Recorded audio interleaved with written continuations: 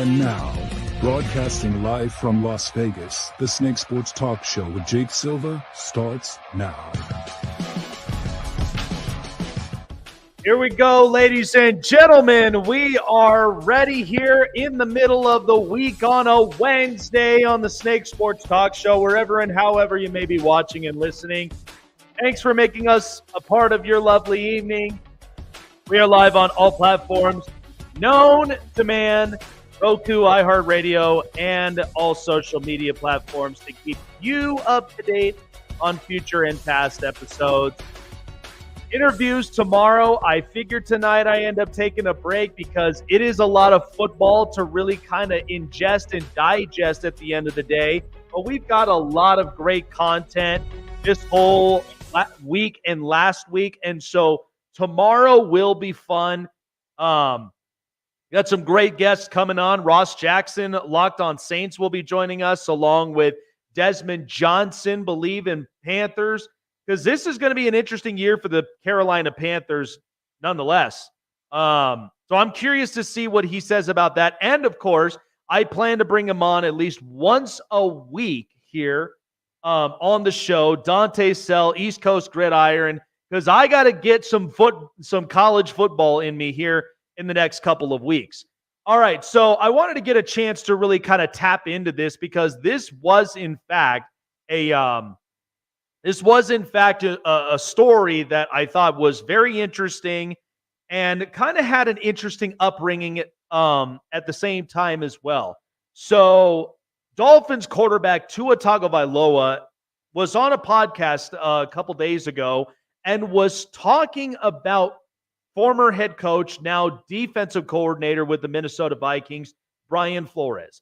And apparently what was said is that Tua believed that Brian Flores was a terrible person, basically talked down to him during his tenure there, wasn't quite uplifting, didn't really kind of get the best out of Tua.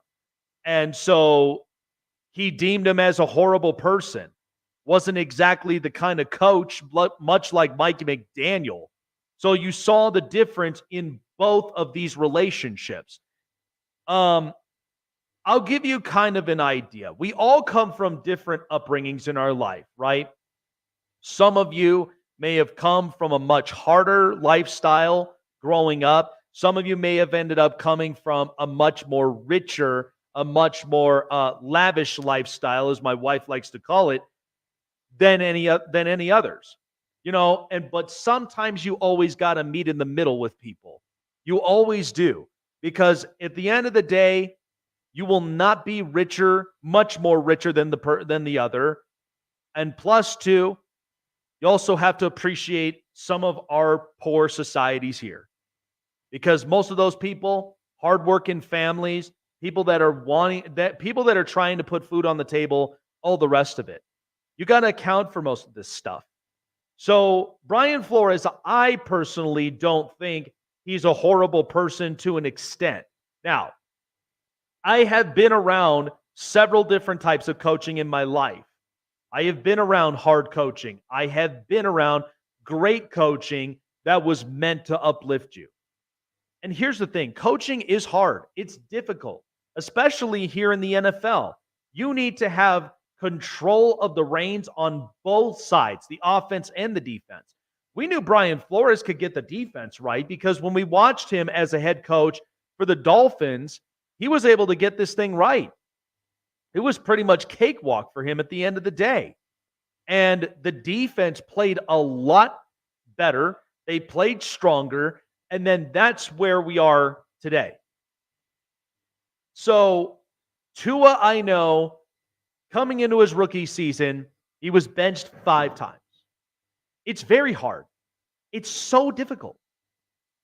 The thing about Tua is that Tua needed guidance, much like with a lot of our young society these days, because we are dealing with the battles of new technologies versus the old heads. Okay, new technologies, what do we have today? We've got podcasts like what you're watching today. We've also got brand new technologies, analytics, statistics, all the rest of the stuff that helps our society move. And we can admit we are a very caffeinated society. Things are moving so fast. But that's the new generation. And sometimes for a lot of the old heads, what the standards, what they've grew up on, they don't really move past. It's stuck with them. It's calloused in their minds for years and years. And I think a lot of this that you think about when it comes to Brian Flores is I think this stemmed away from Bill Belichick, because Belichick, being an old head, that this was kind of his coaching style. So he brings in a lot of these guys, Joe Judge, Matt Patricia, Brian Flores, multiple coaches, even Josh McDaniels. You wonder why a lot of Belichick's guys hardly get interviews and hardly get coaching gigs. The only person I believe that would be the outlier would be Brian Flores. That's the only one. Now, we know he's very intense as a coach, but you have to think he works his side of the ball, defense. I don't really knock on Brian Flores to that extent because I know what I'm going to get defensively. I also know that his coaching style can be pretty harsh. I mean, Tua got exactly the kind of dose that he does not like in Brian Flores, and I can understand that too. So, and again, there are coaches, offensive and defensive, that adjust in game situations or even in an entire regular season. You could see the difference in both. Offensive coaches find a way to innovate to keep the offense rolling, and at the same time, defenses only have one dimension, and that is playing defense. Defensive coaches, their only one-track mind is that they all defend. Okay? They tend to pull the reins a lot harder. They don't really let a lot of their offensive guys flourish, and this is what happens. But from the details from Tua, that Brian Flores talking down to him, never really going to be that starting quarterback, that kind of stuff. I don't think it's really in context exactly what he said, but that's just kind of the vibe he got. So I can understand Tua's side of the story. I can, because in the end, in today's society, a lot of the younger generation, they just want to be guided. They want to find a way to get ahead. My wife and I, you know how hard that is to find a home at the price range and at the interest rate that it's sitting at right now. It's almost nearly impossible. It's almost abysmal. But it's hard. But that's because with a lot of our old heads in the big chairs, they cannot seem to see it from that side of things because they're very one-track minded. I have always kept it to myself as far as building in my character and much more of it in all dimensions of my life. I was taught never to be rigid, always be broad-minded, be multidimensional, not two-dimensional. So, because if you think about it, be a prism in your mind, because prisms often shine off multicolors. You have different ways of looking at the world and you look at life. You question everything. I mean, that's initially what it's about. Now, I can understand on Brian Flores' side because hard-nosed coach, very strict, but yet wants to get the best out of his players. And even he came out and responded to the Tua comments and basically said, I got to change some things. I got to adjust. That's where I know he's the outlier in Belichick's tree. Because at least this is a coach that is willing to adapt, innovate, and be creative. I mean, you look at a lot of player-type coaches like DeMeco Ryans, Sean McVay, Kyle Shanahan, guys that are very innovative, Mike McDaniel. These guys are ones that they want to put their arms around you, motivate you, guide you, get you into the best shape of your life, but also play at the best potential. That's what these head coaches want. Brian Flores realizes that from his coaching, and because, too, coming from a Belichick tree, where this is what they've known. This was what they were around. That's why you're starting to see a lot of his coaches not get a second interview or not even get the gig at all. They either would become coordinators or they don't even get employed. But lucky for Brian Flores, defensive coordinator now for the Vikings, I'd say he does get a second chance. I'd say you should roll the dice and give Brian Flores a second chance at coaching. And sometimes you learn from your first times. And that's usually what it is. The only coach that did not learn from his second stint around would probably be Josh McDaniels. And that's it. Because we saw his stint in Denver. That didn't work. We saw his stint with the Raiders, tried to make this culture this way. That didn't work either. So I think Flores has the opportunity, and I think he does have a solid shot of getting a second chance. And I think that he should. I mean, again, I'm not opposed to the idea at all. But we know how most players feel about coaches, and we know how coaches feel most about players. But in the end of the day, you got to be able to mesh and correlate. That's what it comes down to. Coaching is always hard, and sometimes we have to be hard coached because there's parts of it in our life that there's a potential that's locked in, like in a cage within ourselves that is dying to get out. And that's normally what a lot of coaches do. I've been around hard coaching like that. And so, but at least for Tua, he voiced it, expressed it, not necessarily, taking a shot at Brian Flores, because in the end, I don't really see him as being that kind of, like ex-spouse that's just constantly bringing up a lot of stuff about Brian Flores. I do not see that.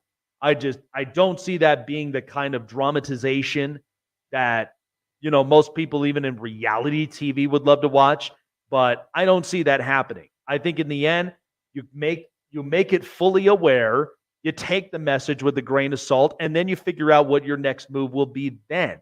How do you end up adapting to it? How do you end up adjusting? How do you really take that kind of response? And I think Brian Flores did an amazing job with that. I thought it was great. So I think Flores will get a second shot, and I think he should. So I'm not opposed to that idea at all, in my opinion. So I think he will. I think he's very worth giving a second chance to. Good stuff. We got a lot of football to really unravel. By the way, we've gotten news already about some starting quarterbacks, and finally, I will be getting into that because living here up in Denver, it is a happy day for a lot of Broncos fans. I'll be getting into that here coming up next. And also, I broke down my AFC standing predictions. I will be breaking down my NFC predictions here in just about a couple minutes. All right. Well, folks, I will tell you what, though. I have my good guest coming on tomorrow talking a lot about college football. Why? Because college football season is officially here. Week 0 is about to start. I cannot wait for the new college football season. And, of course, with my good folks and my good partners at BetUS, who had gifted me the free copy of College Football 25 on Xbox. It is absolutely amazing, game-changing. The graphics are fantastic, and not to mention, it feels very realistic. From coaching to recruitments to the players, especially even being smart in the classroom and making the cuts on the rosters, it is probably by far the realest it can get. College Football 25, rated E for everyone. Thanks to our partners at BetUS for the free copy. And don't forget to check out BetUS for yourself during this up-and-coming college football season. With hundreds of different betting lines and expertises to look at to get you geared up for the college football season. And when you do, when you put $50 or more into your deposit, BetUS will match you with a 125% bonus with up to $2,500 in winnings in the 3 deposits you put in. and also 30 risk-free bets on top of it all. What are you waiting for? Go to BetUS.com. College football season is heating up. Gambling problem? Call the number in your state. Seek therapy and seek the help that you need to. And always remember to gamble responsibly when you use BetUS. BetUS, where the game begins.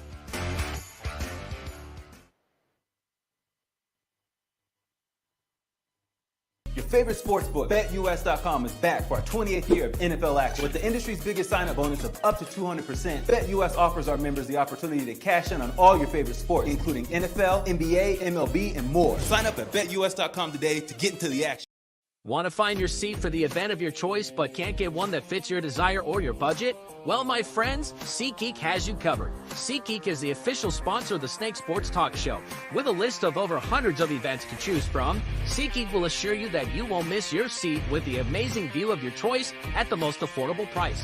Whether it's looking for your best seat in the house of your favorite sports team, finding live concerts that get you closer to your favorite artist, or enjoying your spot at your favorite live shows, comedies, and more, SeatGeek has it all just for you. Go online to SeatGeek.com or download the app on your mobile device through Google Play and the App Store. And as a special offer before checkout, use promo code SNAKESPORTS and save yourself $20 off of your purchase of your first ticket and experience why SeatGeek is the most trusted ticketing app for your next event. Remember, that's SeatGeek.com and download the app on your phone with promo code SNAKESPORTS for $20 off and find your seat with SeatGeek.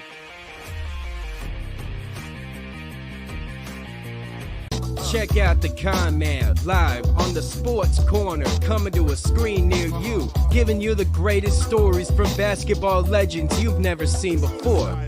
Sharing their glory, building the toughness, and how they show off their swag. But only one man knows all that, and that's the Con Man. Join Michael Conceição, the Con Man at the Sports Corner, Fridays at 5 p.m. Eastern, 2 Pacific on Sportsway Network.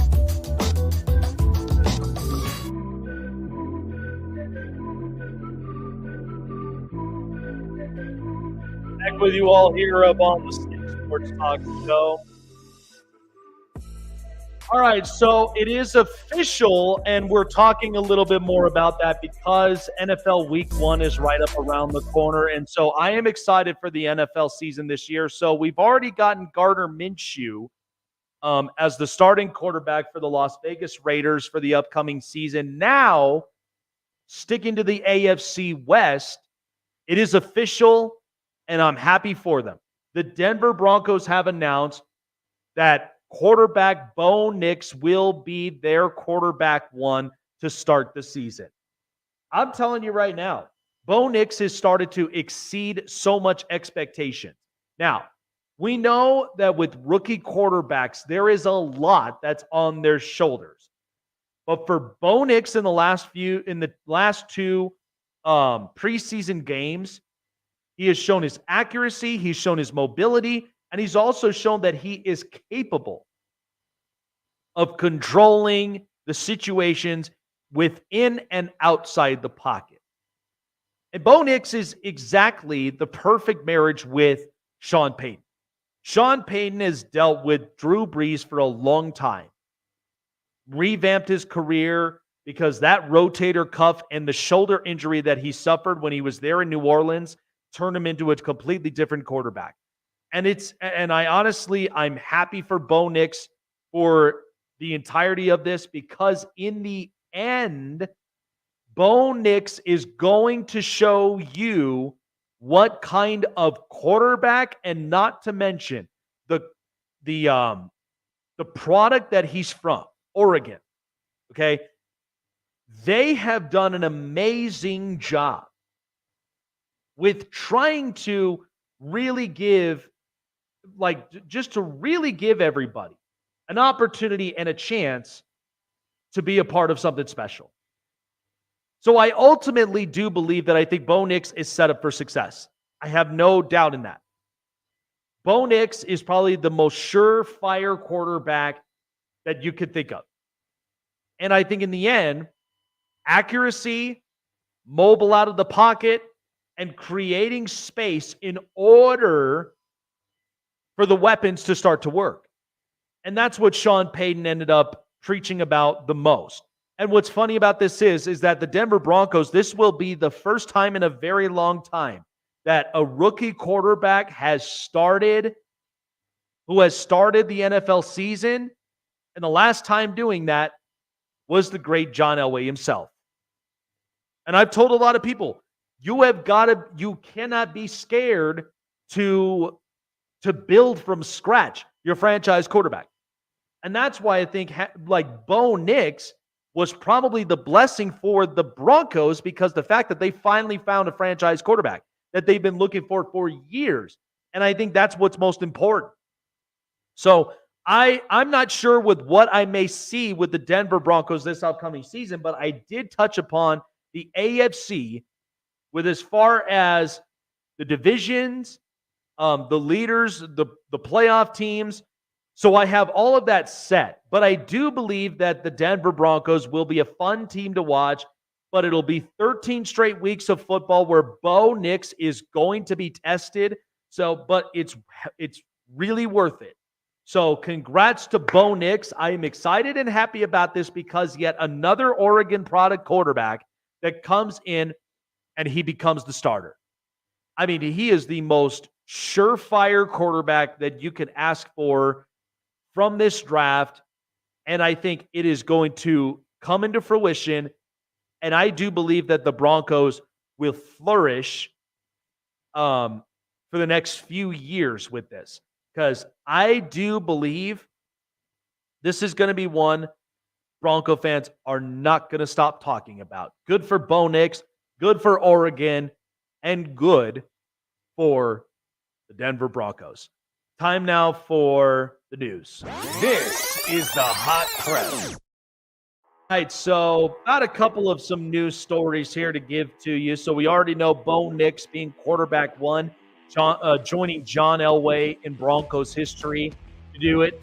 So sticking with the NFL from here, so talking a little bit more about the Tua Tagovailoa words that were sent to Brian Flores and just the comments that were initially made. And so Brian Flores, we'll show it here to you in just a moment, but the comments that were made from Tua, again, was trying to be very justifiable in the end. But I think it was very clear. This is what it was. That was how the coaching matter ended up coming into it. But here was Brian Flores initially commenting about the Tua comments.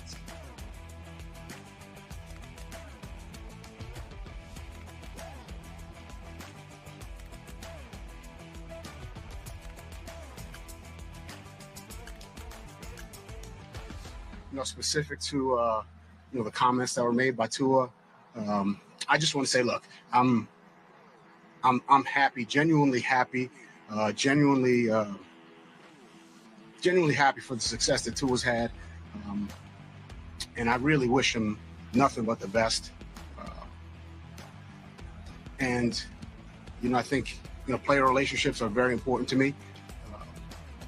I think that's kind of the foundation of coaching. I got into coaching because I was impacted as a young guy by my high school coaches, my college coaches, by going all the way to Pop Warner. I got into coaching because I want to make that same kind of impact, positive impact, pour into young people, help them become, as KO says all the time, the best versions of themselves. And that's really my goal always in coaching. So I wish not. I think at the end of the day, Brian Flores understands what Tua is. And, at the same time, too, Brian Flores is not perfect either. So this is why that I do believe he is worth giving a second chance to as far as a head coach. Because, man, do you know how many phone calls Brian Flores would end up getting for certain teams if head coaching is not working right for certain organizations? The phones would be ringing. The defense plays better and they play a lot harder.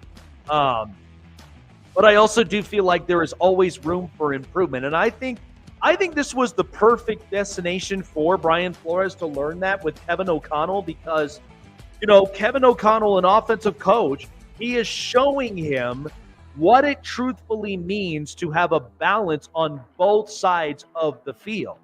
And not to mention, too, the antics both on and off the field. Those are the most important, too. And when you build a very strong relationship with a player, the rest of it then becomes so easy for it to flourish. And it's amazing what they can do. And here's what's funny about it. I take, for example, Jim Harbaugh, because Jim Harbaugh was a very hard-nosed coach, very strong, a guy that really, really was intense. But then at the same time, but the other thing was he was fighting with the organization. He was great with players loved playing for Harbaugh. And so when fighting with the organization, with the general manager, because he wanted to go a different route, that was kind of the thing that ended the deal. And so Jim goes back to his alma mater in Michigan. But here he comes now back to the Chargers. And I do feel like that Jim has kind of lightened a little bit up in some ways. Still is a hard coach, but I also do believe that he has adapted to today's coaching style in the NFL. And players are already starting to buy into it. That's why the Chargers culture is going to be great. So I think Brian Flores has that opportunity of being that type of coach again, getting the head coaching gig. It may not come to him right away, but at some point, you really got to start to evaluate and look back at this, because I do believe this will be important for some teams to really kind of take a look at. All right, so the Cleveland Browns this year, there is definitely expectations on the table for them. However, some news coming up out of camp is that the Cleveland Browns quarterback Deshaun Watson was limited in practice because of a general arm soreness, according to Kevin Stefanski. Stefanski went on to say, I decided to just hold back a little bit with him. I'm not overly concerned. Stefanski previously said the plan was to play Watson in the preseason finale against the Seahawks on Saturday, and that all starters should expect to play. But after Wednesday's practice, Stefanski wouldn't divulge his plan for Watson. I'm not going to get into Seattle plans just yet. Stefanski ended up saying that you are a quarterback, you are throwing a lot, so you do get sore. So the Cleveland Browns, I know there are a lot of teams this year in the NFL that I know that have been suffering up on some injuries. A lot of people are kind of concerned. They're like, why are the injuries starting to plague up? What's going on with a lot of these players? Well, in tune, players are basically getting calloused. That's what it is at the end of the day. They are getting fitted for the every snap kind of duress that they're going to be getting. From hard hits, blocks, tackles, all sorts of this stuff. And so they are trying to get accustomed to those hits. So, and again, I think the Browns, I have them finishing second in the AFC North because that defense is so rich that if you don't think that the Browns could end up finishing up second in this division is insane.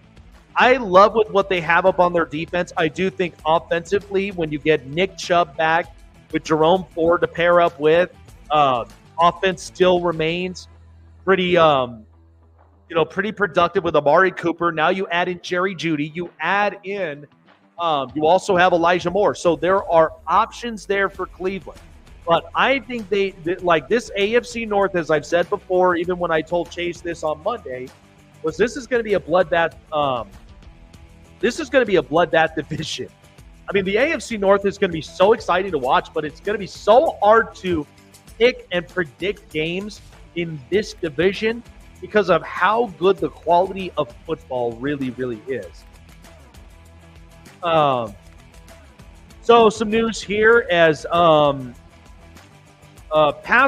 one of the veteran outside linebackers, Marcus Golden, who was a part of the Arizona Cardinals in the previous season, and then ended up joining the Pittsburgh Steelers. Marcus Golden has announced after 9 seasons in the NFL that he is retiring from the sport. Golden, who is 33 years old, he was on reserve retired list this month, but Wednesday was the first time that Golden acknowledged that he was officially retiring. And so he went on to say from here on his Instagram post that he put out with all of his stuff playing in the league. Football has always been more than just a sport to me. I've officially retired from the NFL after playing the game I've loved all my life.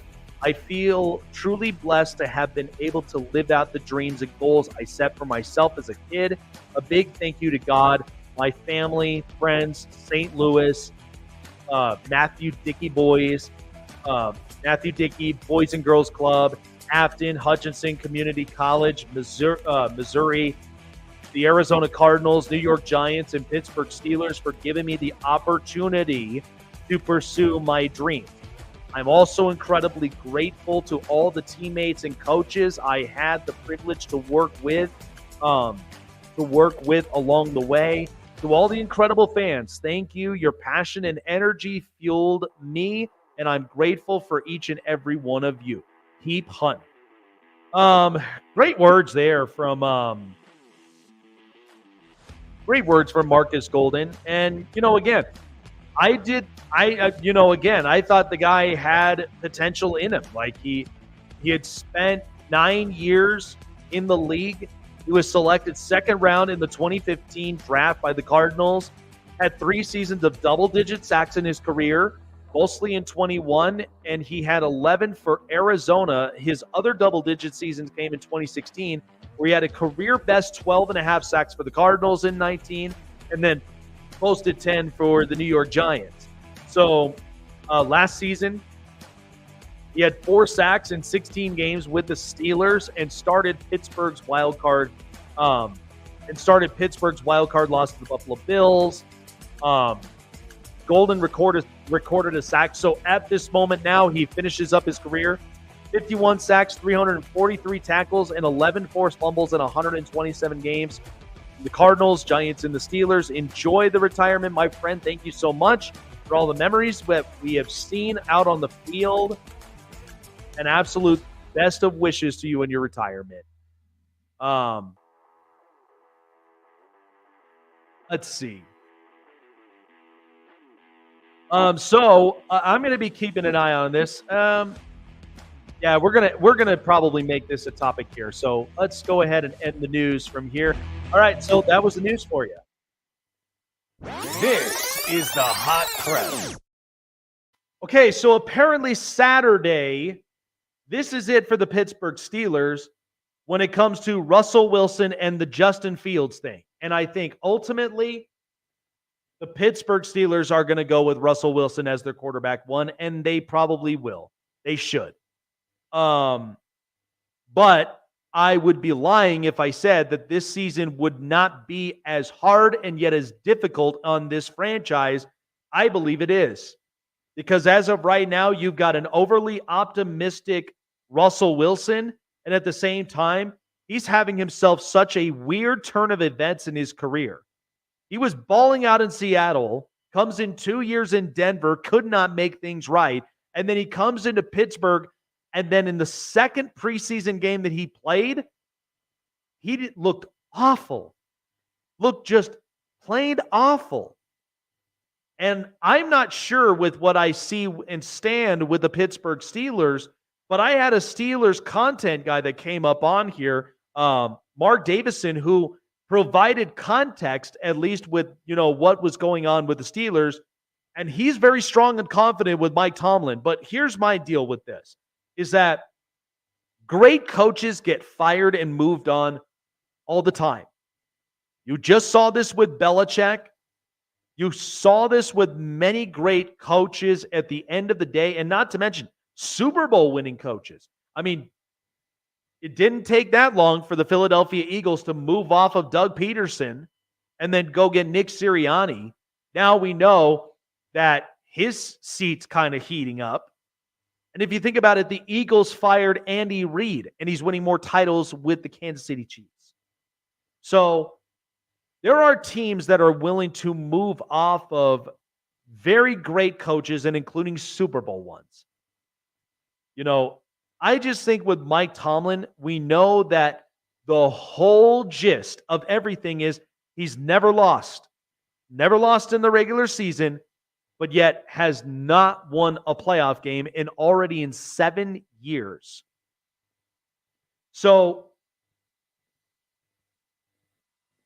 what poison are you going to take?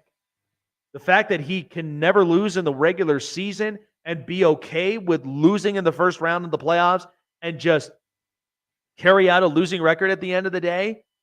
Or can you be that strong enough and yet innovative to have a winning record, maybe potentially push for a division, and then you win a playoff game? Because most of the standards in the NFL are different from each other. Pittsburgh is very loyal. They are very strong as a culture, but this is where you got to end up asking for something new. I mean, that's why you look at a lot of these organizations these days that are getting new coaches, they're getting culture setters. I mean, think about it. Remember when the LA Rams, at one point, they bring in Jeff Fisher and things just went completely south with them? And then in comes a young Sean McVay, and it turns out that he turned around an entire culture, and then this is what the LA Rams are. This is their identity.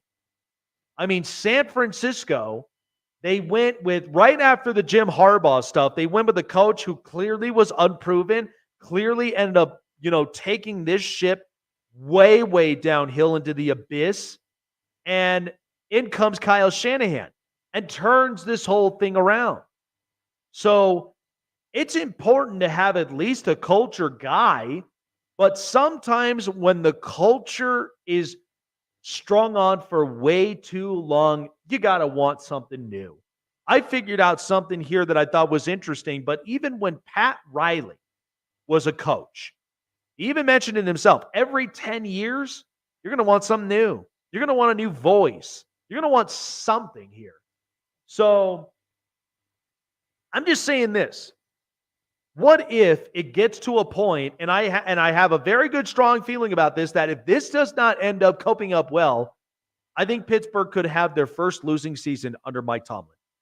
And then what do you do from there? Everybody's all like, well, it's just one loss. Or do you go, oh, I can't believe it happened. Now what do we do with as far as our head coach? Those are two reactions to choose from. That's what it's going to look like. Either the culture is going to be a little bit monotone and kind of tone deaf from it, and just stick with it because loyalty is all we are about. Or do they just kind of look at this season, if they end up having their first losing season in years, and then their jaw drops, and now what's the next game plan? I know Mike Tomlin got a contract extension. I know that he's probably not going to be headed anywhere anytime soon. And you know what? That's what the Steelers are. It's what they want. So, but again, you cannot brush away the potentiality that this may not look right, that this may not look good.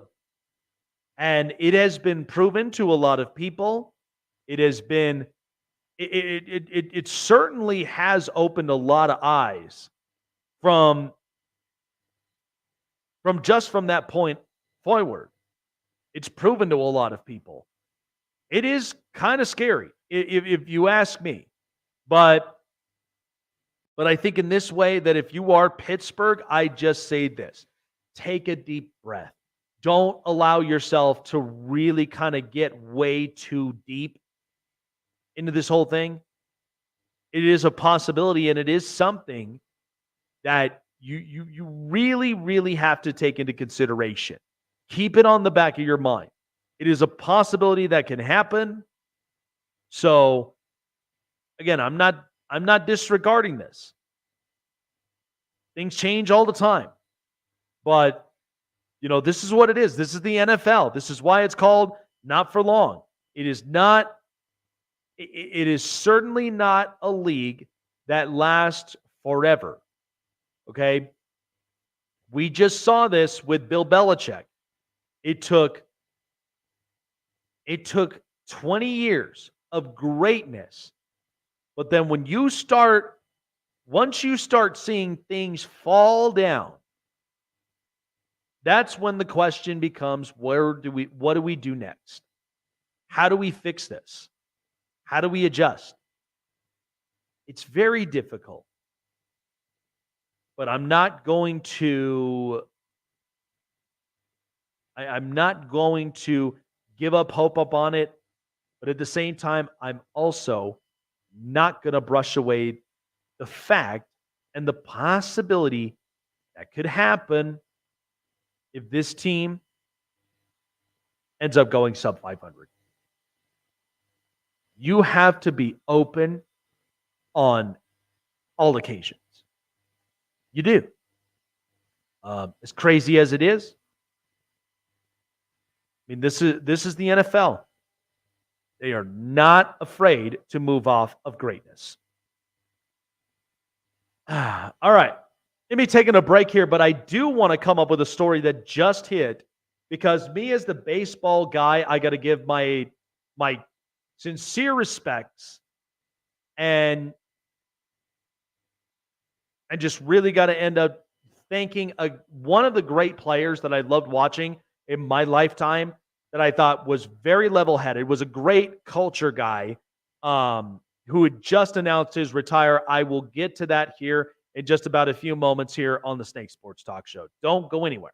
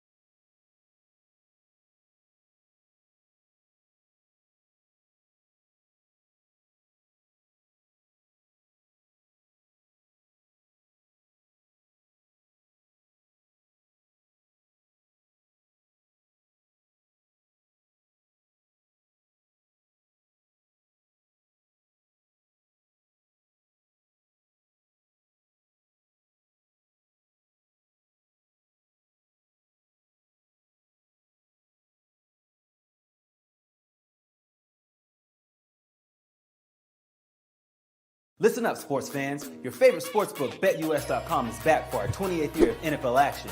With the industry's biggest sign-up bonus of up to 200%, BetUS offers our members the opportunity to cash in on all your favorite sports, including NFL, NBA, MLB, and more. We've also got hundreds of new casino games, including the coolest new European slots, and our live dealers are waiting for you at the table. Sign up at BetUS.com today to get into the action. BetUS, where the game begins. Looking for a show with the best takes and opinions? Want a show with the best coverage around the world of sports? Jam-packed with an all-star interview lineup? Then the best place to find it all, sports and entertainment, is right here. Join Jake Silva on the Snake Sports Talk Show, presented by SeatGeek and BetUS. Weeknights at 8 p.m. Eastern, 5 Pacific on Sports Wave Network.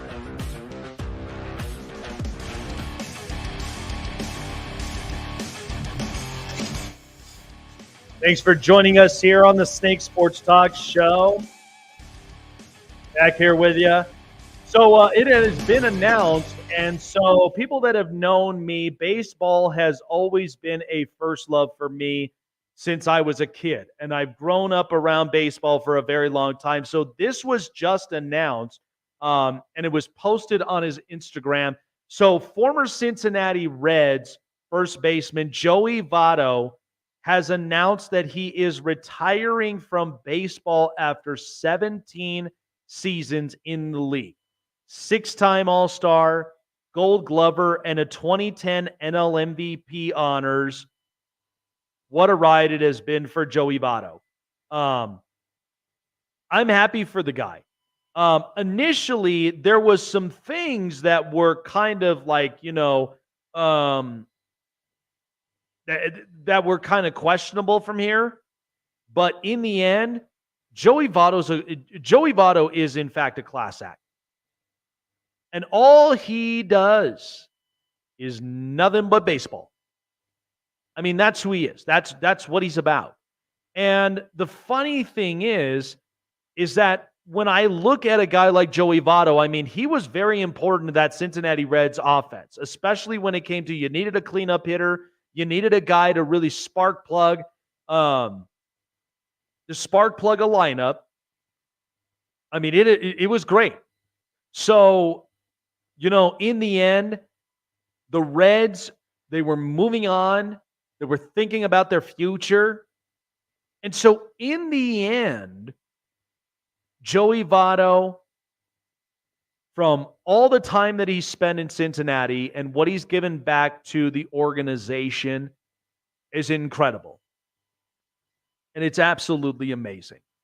So to me, I think Joey Votto, for as amazing of a career that he has had in this organization, I mean, I was seeing this happen, honestly, but you know what? Sometimes you can't really play, this game forever, and usually it wears out on a lot of players. But in the end, I felt like he was a true class act. He was a guy that was also very hard on himself and wanted to see nothing but success with everybody around him. And in the end, he really meant a lot to the Cincinnati Reds organization and all the players and coaches. So it's amazing of what, baseball, and especially too, when you are a face of a franchise for as long as you have been there, it's amazing what, baseball gives back to players. And so, but to me, I think Joey Votto, well-deserved. I'd say, could we potentially see him as a Hall of Famer? Maybe. Not entirely sure. He certainly has put up some great numbers for this organization, especially being an offensive first baseman, somebody who also meant a lot to the Cincinnati Reds lineup and their organization. So to be spending it for a long time, and he initially, the last time I'd seen him, he was with the AAA team with the Toronto Blue Jays. He's Canadian. So goes back into his Canadian roots, goes and plays baseball, and I think this is kind of the way to cap off a season. So congrats to him. Happy retirement. Thank you for the memories you gave us at your time in Cincinnati. Absolutely love it. So here was something that I thought was interesting. So, and I'm going to be talking about this with my good friend Dante, who's going to be joining us tomorrow from East Coast Gridiron, going to be giving me all the college football fixes. But I thought this was interesting. So USC, we know, has a big season coming up for them. Okay, I think it's pretty important. They've done such an amazing job with offense since Lincoln Riley has been there, but you knew that. You knew going into this whole thing that Lincoln Riley was going to fix this offense. The only downside is that he lost his defensive coordinator. Defensive players now, they've moved on or they have not been recruited to this program. And so I think this was just interesting because here's what was kind of a twist to this whole thing. So a former coach is coming back to the program, but not as a coach. He's specifically going to teaching a few classes at this great grand university, University of Southern California. Many, many great minds have come out of this university. Like anybody that comes out in USC, oh yeah, they are very, very smart.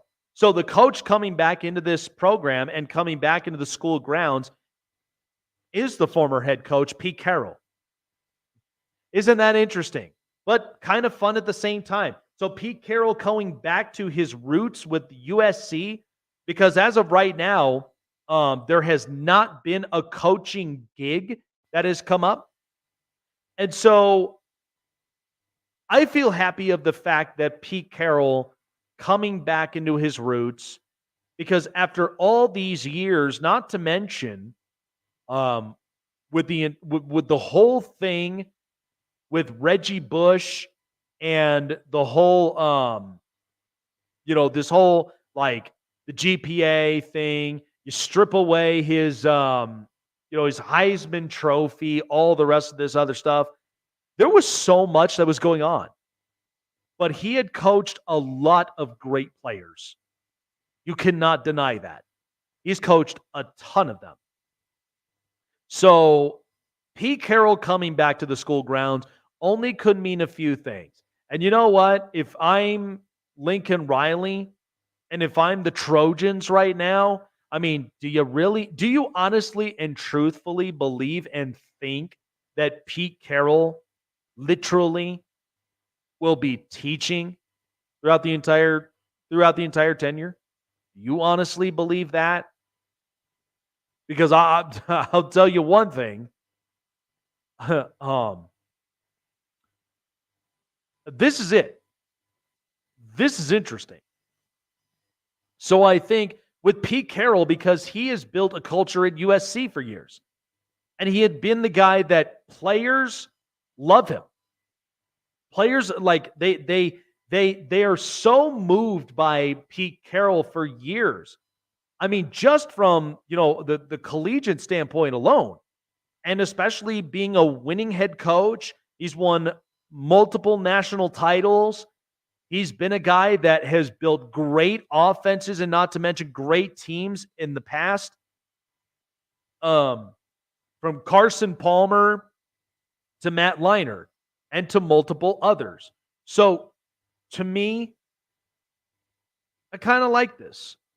I think this is great to see a familiar face back into his old roots. But I think what's interesting about it, and this is what I'll also bring up about the Pete Carroll situation, is that he initially said there was no coaching job that was available. At this point, yeah, he is hungry for a coaching job, but however, he's not very much in a rush to go into it. So he's taking his time, teaching a bunch of good students, all this stuff. So I I kind of think this is an interesting thing here. But nonetheless, I mean, I can tell you right now, they're probably thinking it on the back of their mind. They would love to have, Pete Carroll back in as a coach, maybe being more of a defensive coach. But Pete Carroll, we know, wants a head coaching job. So being back at USC, I mean, it just kind of like cleared up a lot of stuff. Because, I mean, think about it. Reggie Bush gets his Heisman Trophy back. USC right now, they're kind of in a turmoil because they lost their defensive coordinator. They can't get defense right. And they just moved to the Big Ten. So this is an interesting thing here for the USC Trojans. And again, Lincoln Riley's a great guy. How could people not want to work with him? I think in the end, I mean, we just saw this with, the Brian Flores and the Tua Tagovailoa situation. We saw this, and why wouldn't you want to adapt? Why wouldn't you want to maybe potentially learn from the new, young, innovative, technical stuff? Like, again, the world's changing. And so I feel like this could be a fun opportunity for a guy like Pete Carroll. So you never know. Don't close the door on it. The internet would probably shut down if Pete Carroll came back into USC as a part of the coaching staff.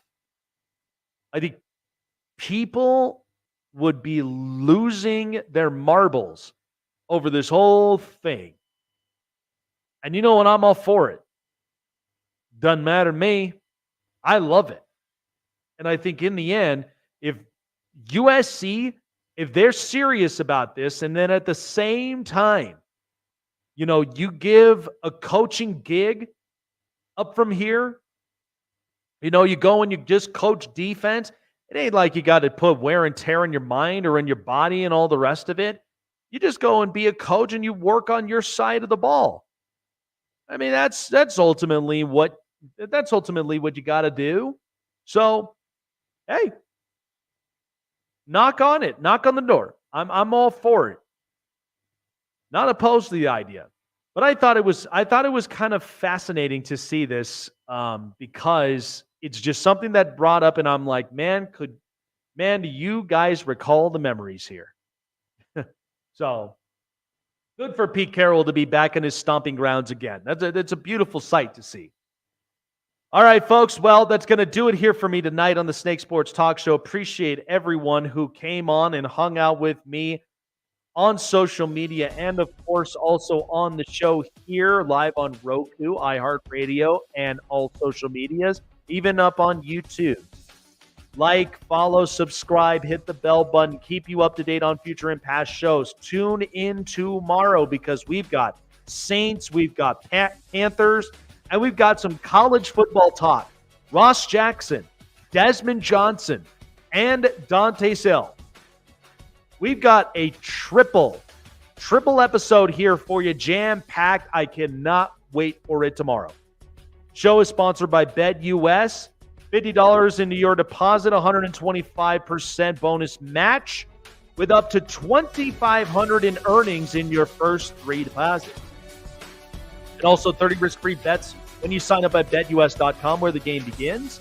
And also check out SeatGeek for your next event by using promo code SNAKESPORTS. Get $20 off of your purchase and find your seat at the most affordable price for your next event, including the NFL season. Get your best seat in the house with SeatGeek.com. Also on your mobile device through Google Play and the App Store. Also, on our social media, tune in for it as well because we've got daily contests, not only on BetUS, but a contest for all of you, the viewers and listeners, the proud audiences here on the Snake Sports Talk Show, free to join. We'll have a video here for you. Stay tuned for that.